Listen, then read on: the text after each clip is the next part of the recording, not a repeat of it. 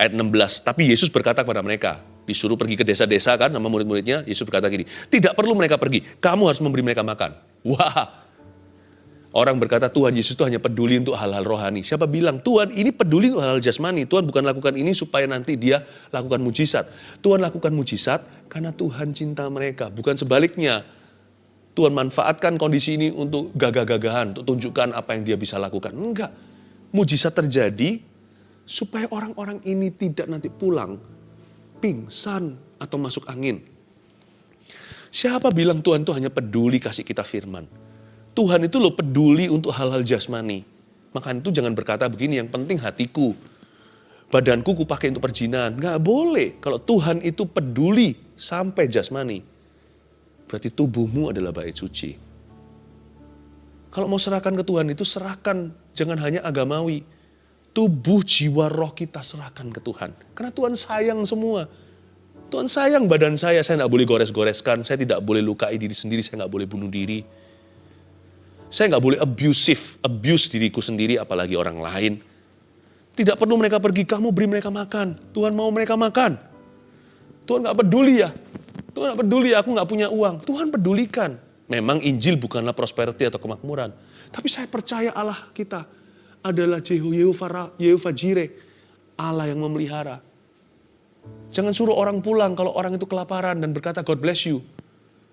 Bukankah Tuhan kasih kita itu sesuatu karena Tuhan menitipkan. Karena kita hanyalah pengelola ya kan. Kita hanya mengelola kasih karunia Allah. Jadi kalau ada orang kelaparan kasih dia makan.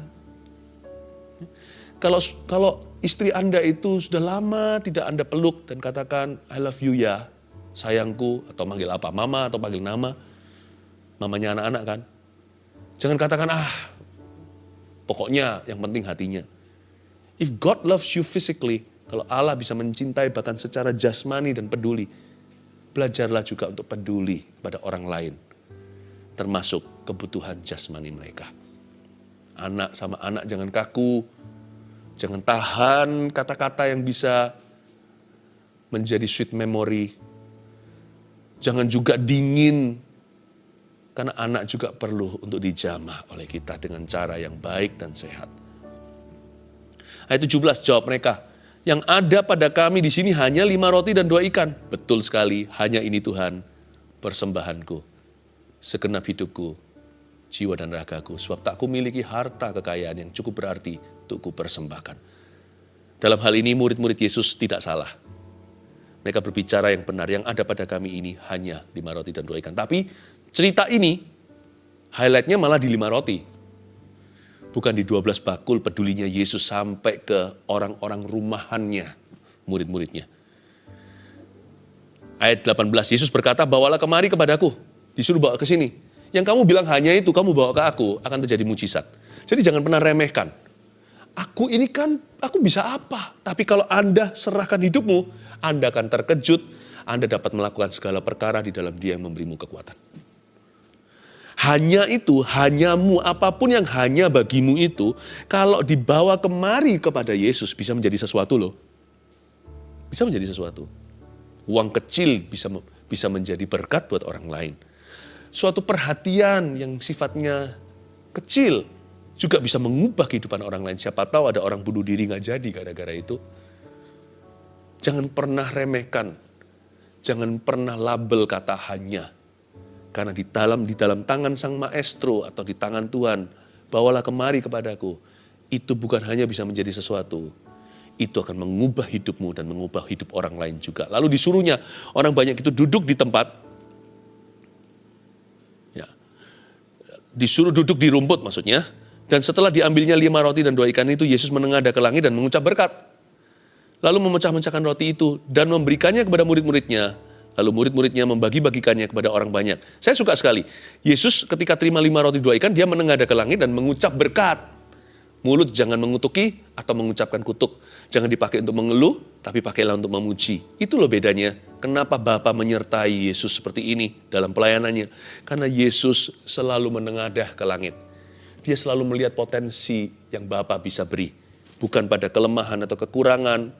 Atau dia bukan melihat kepada apa yang sedikit, dia melihat banyaknya Bapa atas kesedikitan manusia. Apa yang hanya kalau matanya tertuju kepada Bapa menengadah ke langit, itu bisa menjadi alat di tangan Tuhan. Dan dia mengucap berkat. Saya bisa bayangkan aja Tuhan Yesus pasti sweet gitu orangnya. Nggak usah bayangkan di Injil waktu itu kita belum hidup, itu 2000 tahun lalu. Tapi sekarang saya kenal Tuhan aja.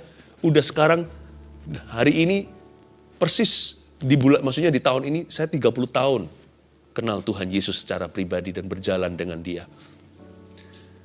Saya alami sendiri Yesus itu sweet orangnya. Pribadi ini manis sekali. Mengucap berkat, gak pernah sumpah serapah. Ada berapa anak-anak Tuhan yang berkata, ya aku memang begini, dikit-dikit tut. Lalu menyebut nama Tuhan dengan sembarangan lagi. Selalu harus disensor, setiap kalimat mesti ada kata kotornya. Janganlah ya. Bukan karena gak boleh. Tapi gak mau. Aku gak mau kayak gitu. Yesus gak gitu kok. Yesus tuh loh mengucap berkat. Makanya banyak sekali berkat yang mengalir lewat hidupnya. Dan apapun yang dia jamah menjadi berkat. Kutuk pun diubahnya menjadi berkat. Lalu memecah roti itu adalah memberikannya kepada murid-muridnya. Lalu murid-muridnya membagi-bagikannya. Luar biasa ya. Tuhan gak kasih ke orang-orang yang lapar. Tuhan kasih ke murid-muridnya dulu. Jadi dia memecah roti lalu memberikannya kepada murid-muridnya dahulu. Padahal orang-orang itu udah kelaparan. Ada beberapa mau pingsan. Tidak sedikit yang sudah mulai masuk angin. Tapi Tuhan memberikan kepada murid-muridnya dulu. Tuhan tidak tergesa-gesa karena Tuhan tahu tatanan Bapa. Murid Yesus yang harus mengelola berkatnya. Meskipun nanti dunia yang merasakan berkat itu, tapi selalu melalui murid Tuhan dahulu. Kita kan hanya pengelola ya kan? Ini indah. Ada suatu hikmat di dalamnya.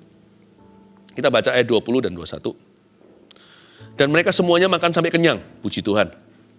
Kemudian orang mengumpulkan potongan-potongan roti yang sisa 12 bakul penuh.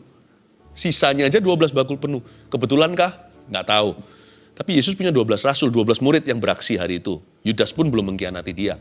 Masing-masing dapat porsinya. 12 rasul kasih 12 bakul. Ya bagi rata satu orang satu bakul lah ya. Yang ikut makan kira-kira 5.000 laki-laki. Semua kenyang, tidak termasuk perempuan dan anak-anak. Tapi yang membawa pulang berkas-berkasnya hanyalah rasul-rasul dan murid-muridnya. 12 bakul penuh dibawa pulang. Kasih ke papa, kasih ke mama, yang sudah punya istri, kasih nyonyanya, kasih anak-anaknya, kasih teman-teman, kasih kawan-kawan sedesanya di kampung halamannya. Tuhan itu baik ya. Dia pikirannya bukan hanya pada muridnya, dia pikirannya adalah sampai pada nanti murid itu pulang. Ya, dia disambut sama anaknya. Petrus kan punya istri juga. Aduh, si Kefas, lalu siapa? Yakobus, Yohanes itu kan anak Sebedius. Sebediusnya nanti ketemu gimana?